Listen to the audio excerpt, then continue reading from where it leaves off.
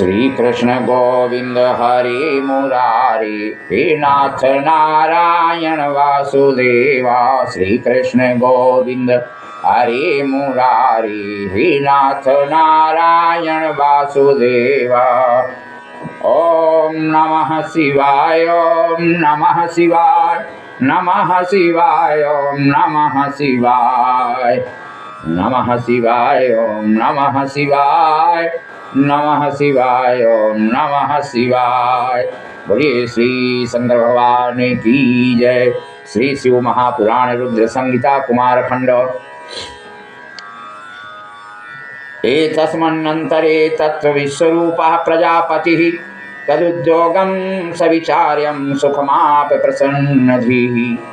विश्वरूप प्रजेशस्य दिव्यरूपे सुते उभे, सिद्ध बुद्धिरिति ख्याते शुभे सर्वांग शोभने। श्री शिव महापुराण आज बता रही हैं कि प्रजापति विश्वरूप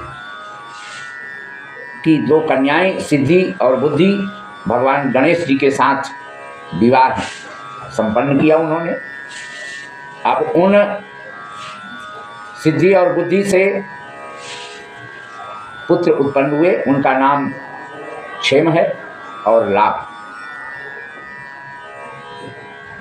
भगवान भोलेनाथ कैलाश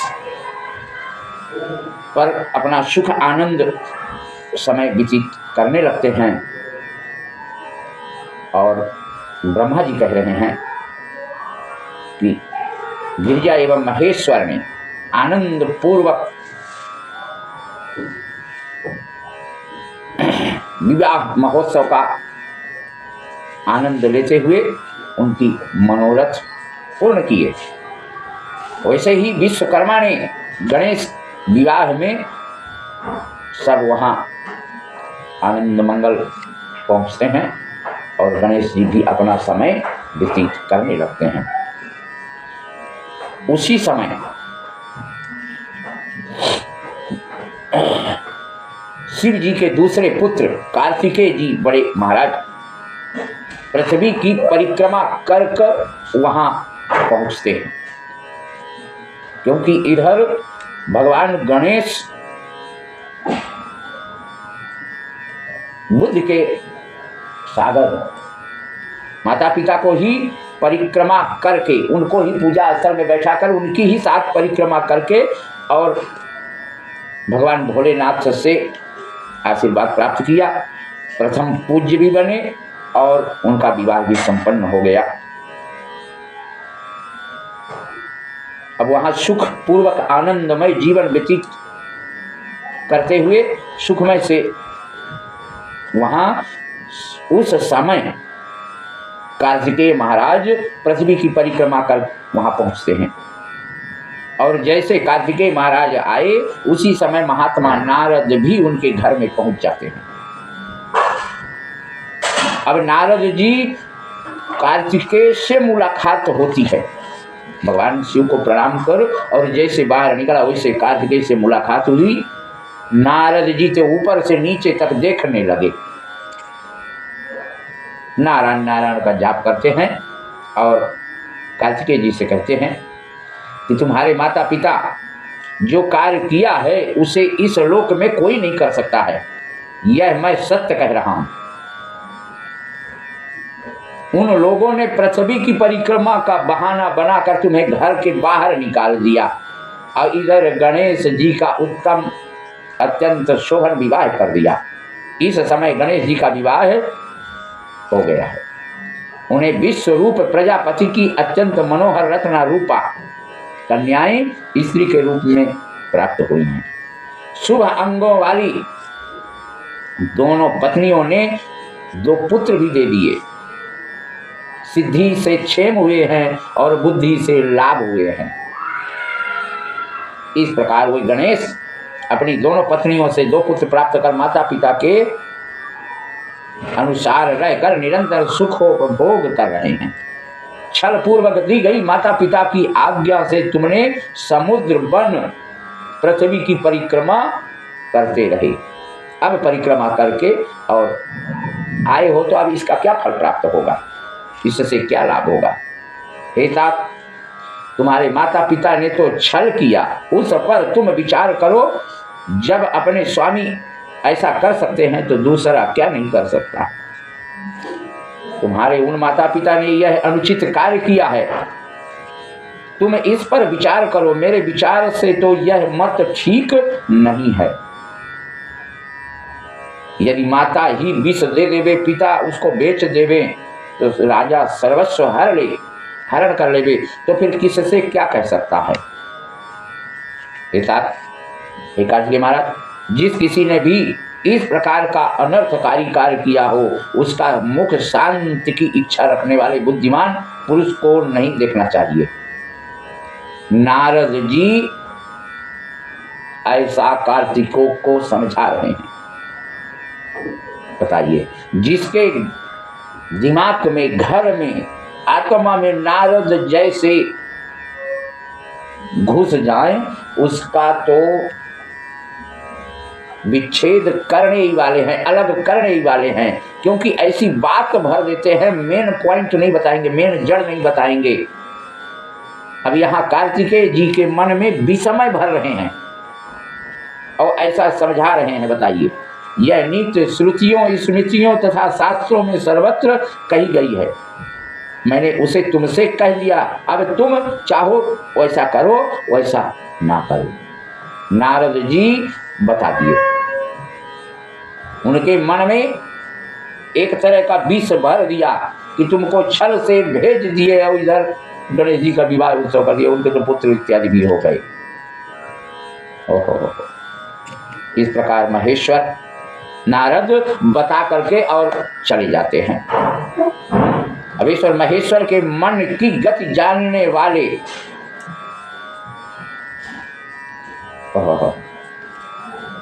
भगवान सोचने लगते हैं। कार्तिकेय महाराज अब इधर सोच करके और वहीं पे माता पिता को प्रणाम कर क्रोधाग्नि से जलते हुए शंकर और भोले पार्वती को प्रणाम किया और उसी समय क्रौंच नामक पर्वत पर चल देते हैं। भगवान भोलेनाथ भी मना किए, माता पार्वती ने भी मना किया, लेकिन ऐसा नहीं हुआ।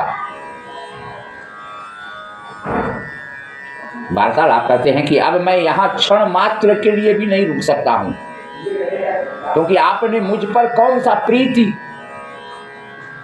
ऐसा कर सकते हो।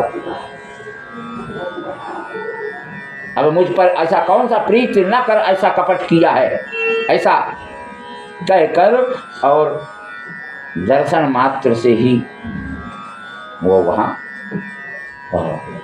भगवान कार्तिकेय, भगवान भोलेनाथ का, माता पार्वती का दर्शन किया, प्रणाम किया और वहां से वो चल देते हैं और जाकर के वहां पहुंच जाते हैं। उसी दिन से लेकर वो शिव पुत्र कार्तिकेय कुमार ही रह गए। आज तक उनका विवाह नहीं हुआ, क्योंकि वो क्रोधाग्नि में जलकर गुस्सावश क्रोध करके और क्रौंच नामक पर्वत पे जाकर के उन्होंने अपना स्थान बना लिया। ऐसे शुभदायक, सब पापों को नष्ट करने वाले, पुण्य स्वरूप तथा ब्रह्मचर्य प्रदान करने वाला वहां जाकर निवास कर रहे हैं। तब माता पार्वती, भोलेनाथ मना करते रहे, लेकिन कुछ भी नहीं माना गया। कार्तिकेय पूर्णिमा के दिन सभी देवता, ऋषि मुनि तथा सभी तीर्थ कुमार के दर्शन के लिए निमित्त वहां जाते हैं। भगवान कार्तिकेय का दर्शन करना हो तो कार्तिक पूर्णिमा के दिन वहां जाना चाहिए। क्रौंच पर्वत पर ऋषि मुनि वहां सब जाया करते हैं। कृतिका नक्षत्र युक्त कार्तिक पूर्णिमा तिथि में जो कुमार का दर्शन करता है, उसके पाप भस्म हो जाते हैं, मनवांछित फल की प्राप्ति होती है। स्कंद का वियोग होने पर पार्वती जी भी दुखित हुई और उन्होंने दीन होकर शिव जी से कहा, हे प्रभु, आप मेरे साथ वहां चलिए। क्रौंच पर्वत पर भगवान भोलेनाथ, माता पार्वती भी पहुंचती हैं। सभी भक्तों की अभिलाषा पूर्ण करने वाले तथा सज्जनों को शरण देने वाले शिव जी पार्वती के साथ वहां पहुंचते हैं। ऐसा पार्वती सहित भोलेनाथ को आया हुआ जानकर वे कार्तिकेय कुमार विरक्त होकर वहां से अन्यत्र जाने को उद्यत हो गए, यानी प्रयास तैयार हो गए। तब देवताओं तथा मुनियों के बहुत प्रार्थना करने पर भी वे कार्तिकेय उस स्थान से 3 योजन दूर हटकर निवास करने लगे। पुत्र के स्नेह से आतुर वे दोनों शिव शिवा कुमार के दर्शन के लिए पर्व पर वहां जाते रहते हैं। भगवान भोलेनाथ भी वहां कुमार के दर्शन के लिए, कार्तिकेय के दर्शन के लिए, इतना पुण्य फल प्रदान करने वाले कार्तिकेय आज भी वहां निवास करते हैं। कार्तिका के पूर्णमासी को वहां अवश्य दर्शन करना चाहिए, हर मनोकामना की पूर्ण होती है। अमावस्या के दिन वहां शिव जी स्वयं जाते हैं और पूर्णमासी के दिन माता पार्वती वहां निवास करती हैं, रहती हैं, पहुंचती हैं। आपने कार्तिकेय तथा गणेश्वर का वृतांत इस प्रकार आपने सुना। जो मनुष्य समस्त इस कथा को श्रवण करते हैं वो सभी पापों से छुटकारा प्राप्त कर लेते हैं, संपूर्ण अभिलषित शुभ कामनाओं को प्राप्त कर लेता है। जो पढ़ता है, पढ़ाता है, सुनता है, सुनाता है, वो सब ही मनोरथ प्राप्त कर लेते हैं। ब्राह्मण ब्रह्म वर्चस्वी बन जाता है, क्षत्रिय विजयी हो जाता है, वैश्य धन से संपन्न हो जाता है और शूद्र श्रेष्ठता प्राप्त कर लेता है, रोगी रोग से मुक्त हो जाता है और भयभीत व्यक्ति भय से मुक्त हो जाता है। वह मनुष्य भूत प्रेत आदि बाधाओं से पीड़ित कभी नहीं हो सकता है।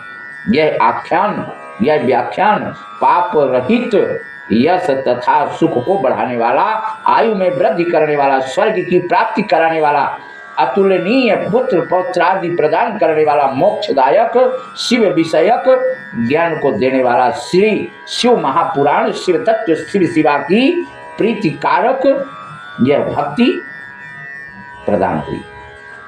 भक्तों को तथा निष्काम मुमुक्षुओं को शिव जी के अद्वैत ज्ञान देने वाले कल्याणकारक तथा सदा शिवमय आख्यान का सर्वथा श्रवण करना चाहिए। इस प्रकार ये कुमार कार्तिकेय को ऋषि नारद ने जो उपदेश दिया, भड़काने का उपदेश दिया, पूर्ण बात नहीं बताई, आग लगाने वाली बात बता दी कि इधर तुमको छल से, इसी कारण घर में अपने पहले पूरी बात समझनी चाहिए। किसी भी नारदगिरी से पहले बात समझनी चाहिए, फिर उसका निर्णय लेना चाहिए।